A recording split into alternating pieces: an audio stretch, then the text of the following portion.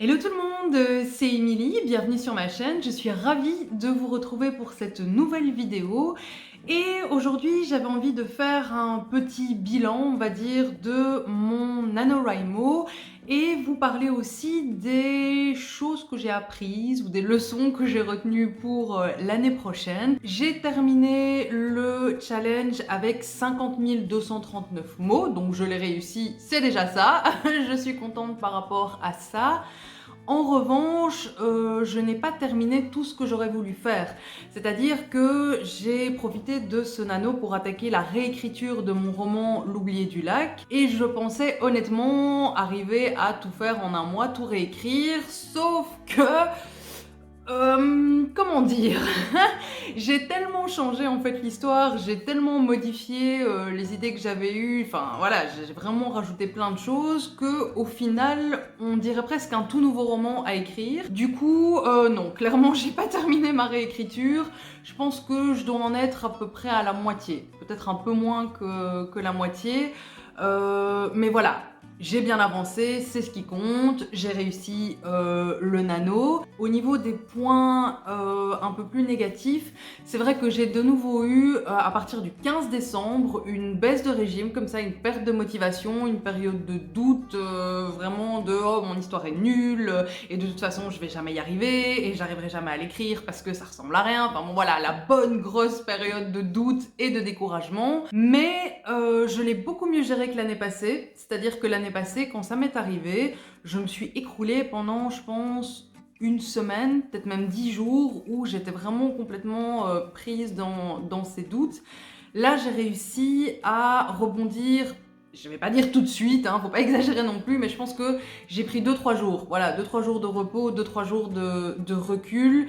Et bah, au bout de 3 jours, j'ai pu recommencer à écrire. Donc ça, je suis vraiment contente. Je me suis pas laissée complètement bouffer par mes doutes comme ça a pu être le cas l'année passée. C'est à la fois un point négatif, hein, cette période qui est arrivée après le 15 novembre, mais en même temps, je l'avais prévu, je m'y attendais, donc voilà, pas de surprise.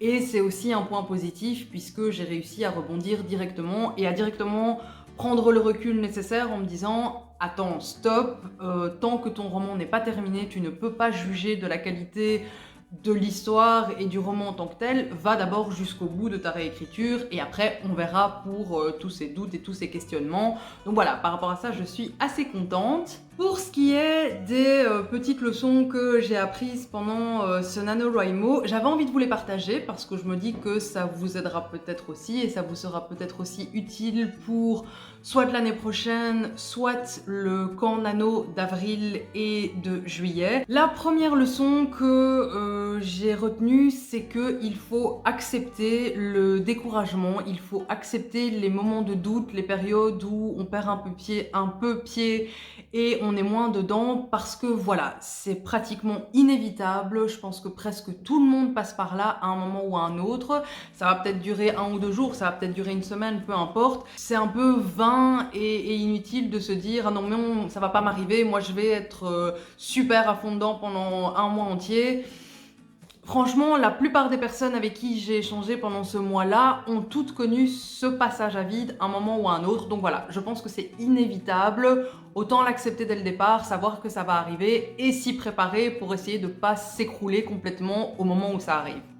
La deuxième leçon que j'ai retenue, c'est un peu compliqué vu que ça fait partie du nano en tant que tel, mais c'est de ne pas suivre les word count des autres. Donc si vous avez un groupe par exemple dont vous faites partie, que ce soit sur le forum, sur le site officiel du nano, sur Facebook, sur Instagram, sur Twitter, peu importe, évitez de trop vous pencher sur le nombre de mots des autres participants parce que ça va finir par vous démoraliser en fait. Ça, voilà, ça plombe le moral quand nous on galère à arriver à dépasser, je sais pas, les 10 000 mots et qu'autour de nous il y a plein de gens qui partagent leur nombre de mots et qui sont à 12 000, 13 000, 14 000. C'est juste bon pour nous plomber le moral et en plus ça ne veut rien dire.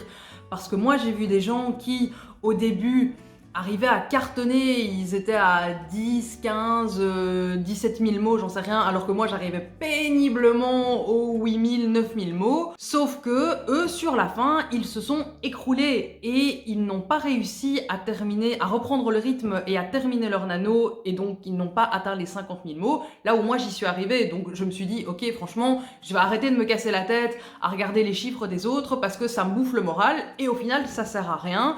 Donc on évite de regarder le nombre de mots des autres participants, on évite encore plus de se comparer, ça sert vraiment à rien à part à nous démoraliser. Donc voilà, on évite tout simplement.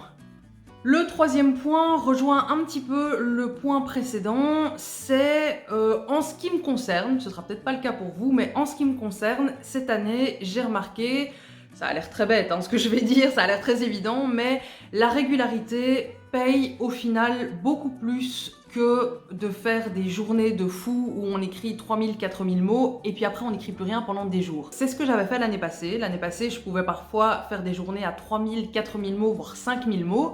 Mais après, j'étais complètement vidée et je n'écrivais rien pendant des jours, voire une semaine complète. Tandis que cette année, je m'étais fixé comme objectif 2200 mots par session d'écriture, et non pas par jour parce que je n'écrivais pas tous les jours. Donc voilà, c'était 2200 mots. Évidemment, après avoir perdu pied le 15 novembre, j'ai dû un peu cravacher pendant 1 ou 2 jours pour rattraper mon retard. Mais l'un dans l'autre, je suis restée plus ou moins autour de voilà 2200 mots, à peu près, hein. Je m'arrêtais pas en plein milieu d'une phrase. Si j'arrivais à 2200 mots, je terminais quand même ma phrase ou mon paragraphe, peu importe. Mais même si j'avais encore des idées et même si j'avais encore de l'énergie à ce moment-là pour continuer, je me forçais à m'arrêter à 2200, 2250, 2400, peu importe, voilà, le temps de terminer ce que j'étais en train de faire.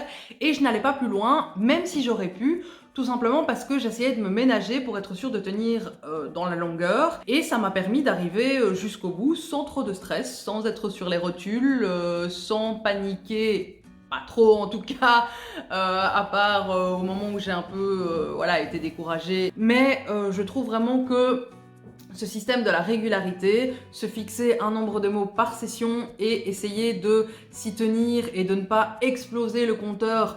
Encore une fois, sauf si vous avez pris un peu de retard ou que vraiment vous êtes en train d'écrire, mais la scène de fou, vous avez vraiment l'inspiration de malade et ça coule tout seul. Oui, évidemment, continuez et profitez de ce rush que vous avez à ce moment-là. Mais sinon, se fixer un objectif comme ça et ne pas chercher à le dépasser, même si on a encore des idées ou de l'énergie à ce moment-là, je pense, en tout cas pour moi, que c'est une stratégie qui paye plus que de faire des pics de malade à 3, 4, 5 000 mots et puis ne plus rien écrire pendant quelques jours. Encore une fois, ce n'est que mon avis, hein, vous faites comme vous voulez, bien entendu. Je vous dis juste ce qui a fonctionné pour moi cette année.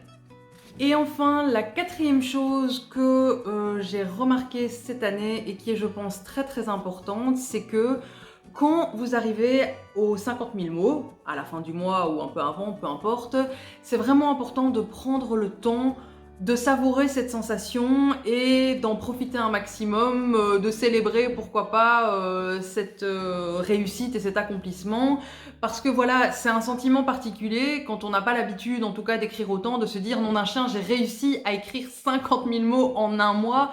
Voilà, c'est une sensation particulière et si on ne prend pas le temps de vraiment se laisser envahir et de la savourer pendant un bon moment, voilà, ça gâche un petit peu le plaisir. Moi, c'est ce qui m'est arrivé quand j'ai eu fini le 29, le vendredi 29, mais j'ai eu fini, il était genre 20h30, j'avais toujours pas mangé ni rien, j'avais même pas encore fait à manger, et donc j'ai eu fini.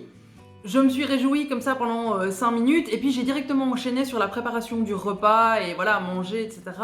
Et donc ça m'a un peu gâché, je trouve, le plaisir. J'ai pas vraiment pu savourer cette sensation au moment même. Je me suis rattrapée le lendemain, hein, le lendemain soir avec mon chéri, on a un peu fait la fête pour fêter ça, mais au moment même, au moment où j'ai eu cette sensation de fierté et d'accomplissement, je l'ai pas assez savouré. Vraiment, je l'ai pas assez savouré, je le regrette un petit peu maintenant.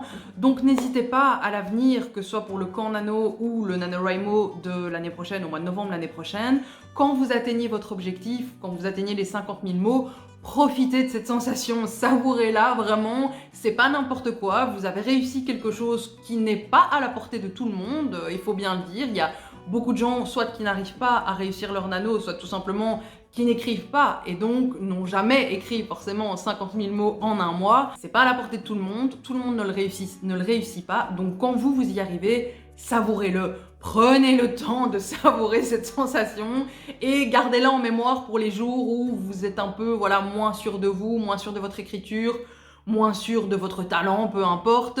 Gardez cette sensation en tête, rappelez-la vous dans ces moments de doute qui viendront après. Et voilà, profitez de cette sensation, franchement, elle en vaut la peine. Voilà pour ce qui est de mon petit bilan et des choses que j'ai retenues pendant ce nano ou après ce NaNoWriMo. Qu'est-ce qu'il en est de vous? Est-ce que vous avez réussi à aller jusqu'au bout du challenge? Est-ce que vous avez atteint les 50 000 mots? Est-ce que vous ne les avez pas atteints? Je vous propose de me laisser un petit like sur la vidéo si vous avez réussi le challenge et que vous avez atteint les 50 000 mots. Si c'est pas le cas, laissez-moi un commentaire pour me dire à combien vous êtes arrivé et comment vous vous sentez après ce nano. Pour le reste, on se retrouve mercredi prochain avec une nouvelle vidéo. On va parler des fêtes de fin d'année, de Noël et de Nouvel An.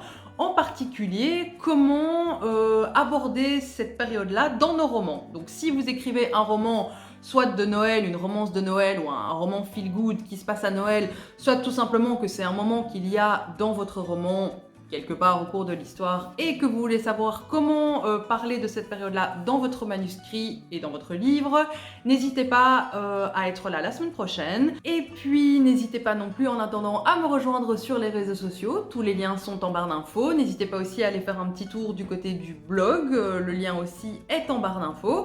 Et puis en attendant, eh bien, je vous dis à la semaine prochaine. Salut!